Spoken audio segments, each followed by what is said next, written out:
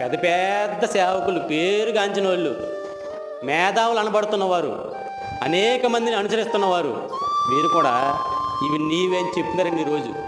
వాగ్దానాలు నీవే అని చెప్తున్నారు. కానీ బైబిల్ వాళ్ళు చెప్పినట్టుగా చెప్పట్లేదు. బైబిల్ వాళ్ళు చెప్పినట్టుగా చెప్పట్లేదు. వాగ్దానాలు నీ కాదు అంటుంది బైబిల్. ఒకవేళ మీకు నచ్చలేదు అనుకోండి ఈ మాట, ఈ బైబిల్లోని ఈ మొక్కని చింపేసి పడేసేయండి. ఈ మొక్క ఉంది కదా, ఈ మొక్క ఉందే, దీన్ని చింపేయండి. ఎందుకంటే ఈ మాట మన అభ్యంతరపరుస్తుంది కదా వాగ్దానాల విషయంలో. దీన్ని తీసేయాలి మాట.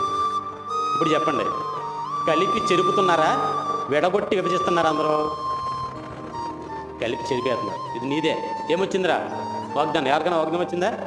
ఒక్క వాగ్దానం చదవండి, ఒక్కటే, ఏమొద్దు, చదువు. నీ కుడి పక్కన మోహన్రావు వచ్చిన వాగ్దానం నీదేనా? వెళ్దాం శ్రీరోనికి. నీ కుడి పక్కన 1000 మంది పడినను